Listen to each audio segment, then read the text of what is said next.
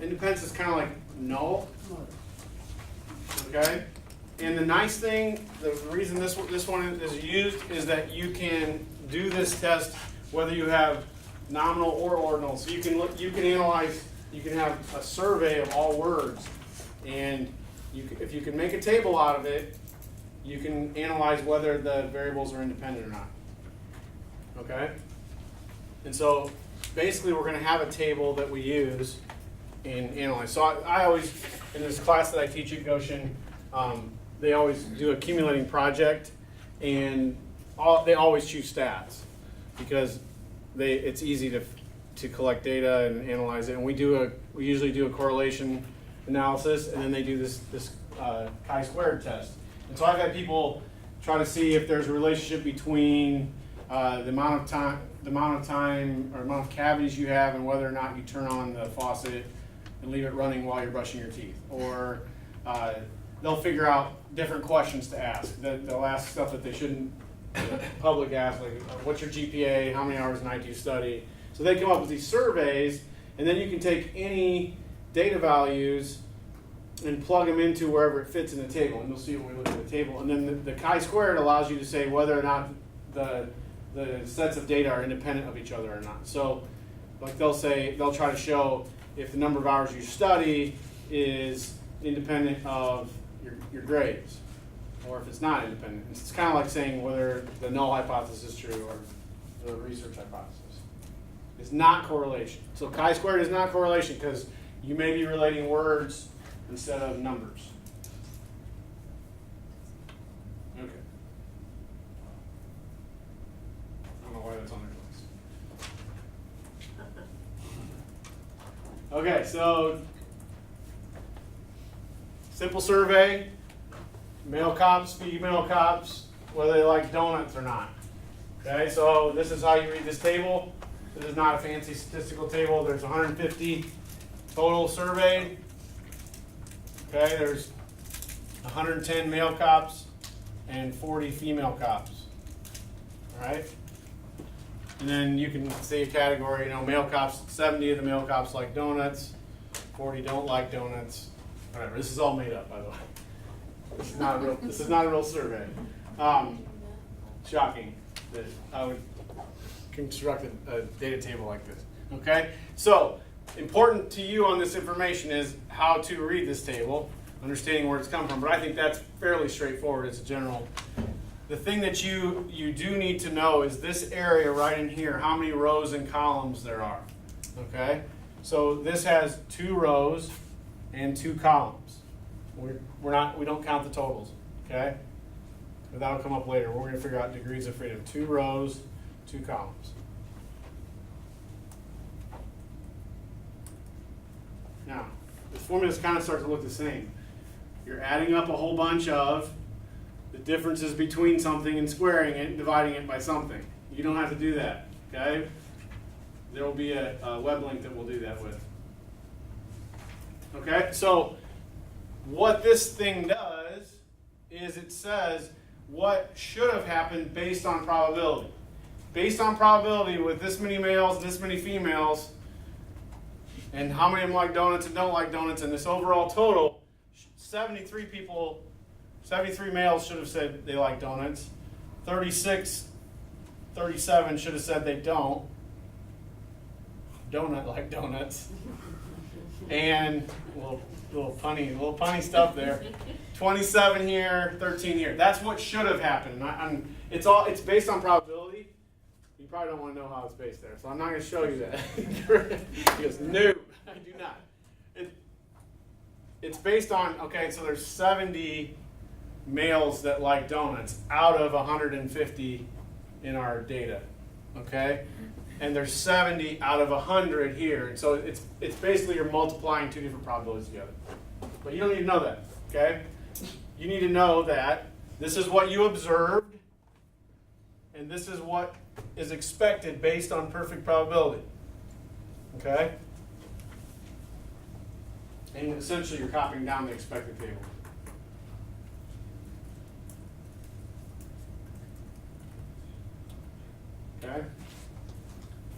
So the chi-squared number you get is 1.7. This is the process if you were doing it by hand. Don't write this down. Don't write this down. Essentially, it's kind of like standard deviation. They're taking the value we got, subtracting it from the value we should have gotten, squaring it, and dividing by the value we should have gotten. It's a lot like standard deviation. Okay, so in general, the bigger this number you get, this 1.7, the bigger you get, the more it varies from what it should have been, which is more likely that they're not independent of each other. Okay? I'll show you. I don't know if anybody clicked on the say thank you link. Those numbers to make sure. Say thank you. There's how many rows and how many columns? 2 rows, 2 columns. Click submit. You enter the numbers from the original observation. So 70, 30, 40, 50? No, 40, 10. Okay, you calculate. There's our original information. There's what we should have gotten based on perfect probability. And there is the chi-squared value. Okay? Degrees of freedom is 1. Okay? I didn't tell you yet how to find the degrees of freedom. That's on the next slide. But the degrees of freedom is the rows minus 1 times the columns minus 1. So there were 2 rows and 2 columns. 1 times 1 is 1. Okay, so there's 1 degree of freedom, and I'll show you where that number is important in a second. How come it's not half like, half don't like? Like, in a probability of 140, or let's just go with 100 because it's an easy number. Because not all 50 of them probabilities. like and 50 of them don't. Like, why is that not probability? Like, because probability doesn't take into account the fact that donuts are sweet and yummy. No, but so this is no, but not all probability is a half, or we would never have to do any statistical breakdown. Right? No, I understand that. But So why- so how can you because just of where say- it comes from, this is 70 out of 100 here. That I don't know if this is males or females. So 70 out of the 100 people were males. But for this question, that doesn't matter if it's males or females, they like donuts or not. It Those doesn't are matter your what four is data out points. here at all. Those are your 4 data points. It doesn't matter what is out here at all. Right. 70 out of 100 are in this column. Uh-huh. Okay, and 30 out of 40 are in this column, and there's 150 total. So I believe this number comes from 70 out of 100 times 30 out of 40 Okay, so times that's 150. It's using probability and expected value. So that is a normalization. Kind of, but it's using probability. Yeah. Right, It's right. using all the probabilities. So you're doing the probability of all the people that like and don't like donuts, and you're factoring that in with your gender. So there's really 2 probabilities for every person. The probability that you're a male or female in this survey, and the probability that you like or don't like donuts. So that number figures out both.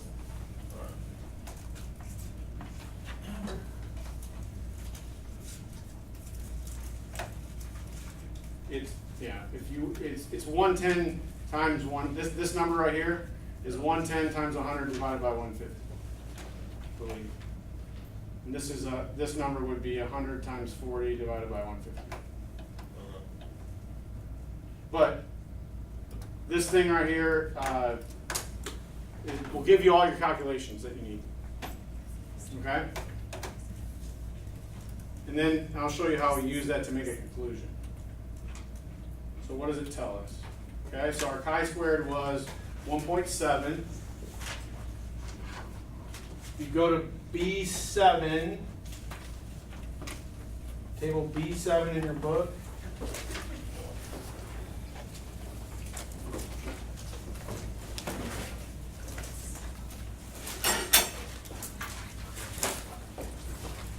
Sorry, table B4 is on page B7. That's not good.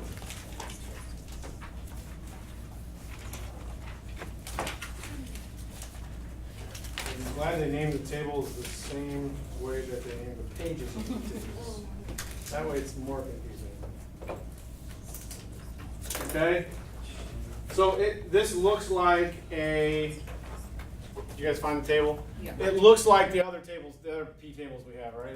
There's a bunch of numbers on there, and then they have, you look at the top, it's 0.1, 0.05, 0.01.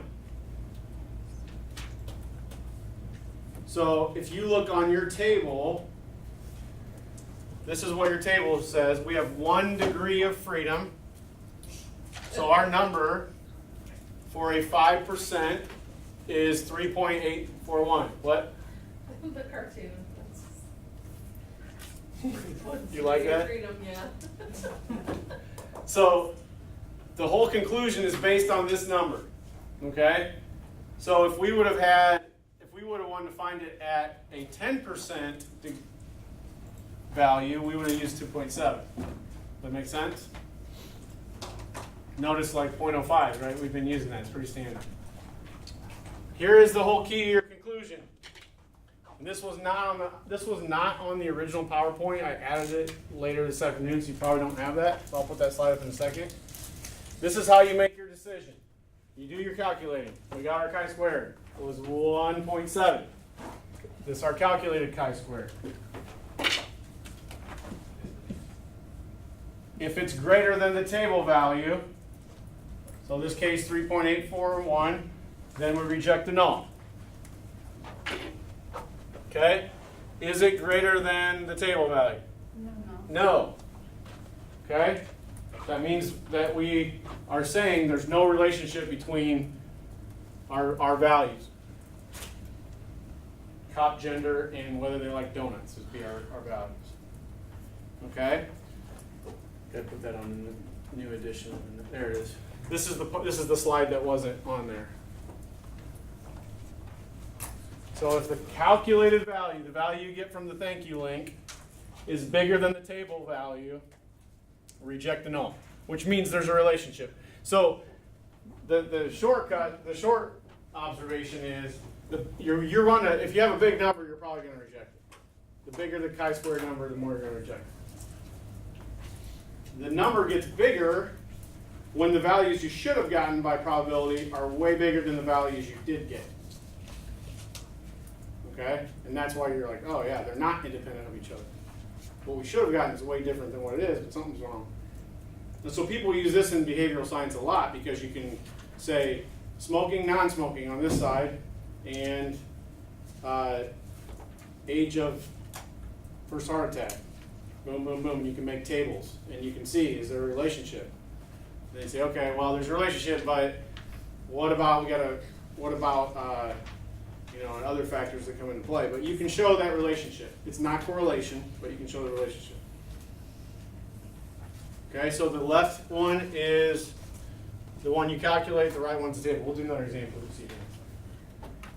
Okay. So print flyers for your cat's birthday, and then whether or not people will pick the flyer up based on the color. Okay? Not real numbers. This is not an experiment. I'm allergic to cats. Okay? So I'm going to go to my little thank you calculator. And on that data there were 3 rows, 3 columns? Or 2 rows, 3 rows? 2 rows. And you'll know if it's wrong, right? If you hit submit and the boxes aren't right for you, so you don't have to stress about that. And this gives you the degrees of freedom too, so you don't have to stress about that. All right. Stress about important things. Not whether or not you're going to pick the right size box there, because you can fix that. So I enter my numbers. Boom. Calculate. Okay, and if it doesn't ask for the table of observed value or of expected values, so this is what we got. This is what we should have gotten. That's what they expected. So you have observed and expected. If it doesn't ask you to write that, you don't need to write it. Okay, you just need to go for your chi-squared. Okay, my chi-squared is 15.3. That's what I do need. I do need that. That's important stuff. Okay, so I'm going to write that down. 15.3. That's my chi-squared calculated. Now, I gotta go to my contingency table. How many degrees of freedom here? 2. Rows -1 times columns -1, or look right here where it says degrees of freedom. I don't care which one you do. Okay? So go to where it says DF2 and go over and find the P level. Okay? You get 5.992.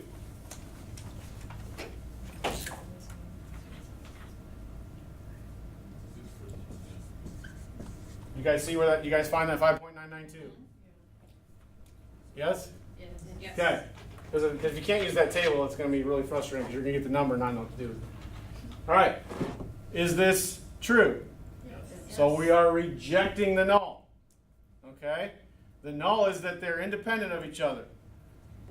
The alternative is very fancy. They are not independent of each other.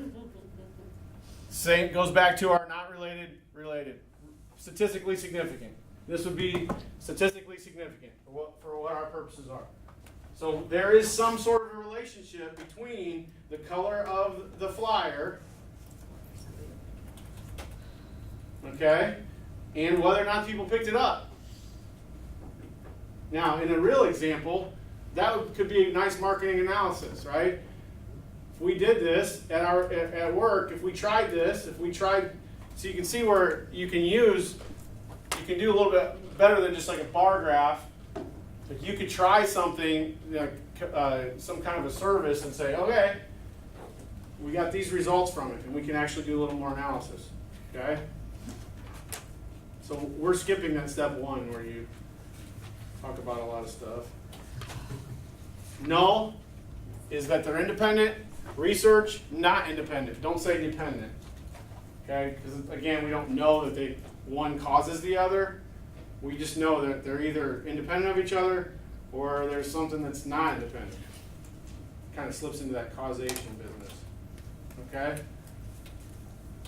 Let me show you here. See if we have the table on here. I think there. So the table popped up. So you'll notice on this table, the more degrees of freedom, the bigger the chi-square gets, because you have a bigger table. The bigger the table value gets. But even at 1%, if we were testing this at 1%, which is the same as 99 and our other stuff, right? Just like 5% with 95. Even at 1%, they're not independent. So there's something going on there between the color of the flyer and whether or not people picked it up for their cat party. Do not invite me to your cat party. Somebody in my last class had a little doggy they brought with them. You guys ever seen that little dachshund? It's like trained to sense migraines and all kinds of like they're super sensitive. It's a little tiny dachshund. They brought it to class and it sat there next to all through stats class. That dachshund learned stats. I guess it walked through graduation at Goshen College too. But the dog was super sensitive too. So if the person started getting stressed, the dog would start freaking out, just sensing the person's migraine. You probably don't want that in a math class. I'm sensing anger. It was pretty funny. I've never seen it. I've had it was a service dog. It was a fancy kind of service dog. I was not expecting a miniature. Yeah. It was a miniature dachshund. Come on. Apparently. Pretty interesting. Okay, I want you. We're going to do this one in the computer lab. So let's just make sure before you get to it that you know what's happening. So we would enter 3 rows, 3 columns, enter that data. These numbers out here are not going to affect your calculation. It's just to help you read it. Like you can say, got someone else to clean it up. 42 out of 59 doctors got someone else to clean it up. 2 out of 59 nurses, stats teachers. 15 out of 59. Okay, again, this is fictional data. My brother's wife is a nurse, not a nurse practitioner, so I'm sure he shared some of this information. Now, the rough lunch at Taco Bell is factual.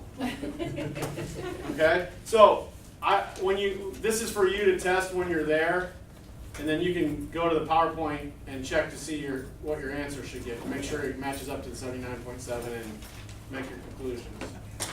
Okay? All right, so we'll go computer lab. You can work on the correlation stuff first, ask questions on that. You can work and go on the chi-squared. Some people last week stayed and got their whole homework assignment done. If you want to do that, you can do that. But make sure you're at least squared away before you go. Square. Not some of the squares, the squares. 7:43 right now. Hey, we're having schedule. I don't think we need to record the computer labs. I'm just going to walk around.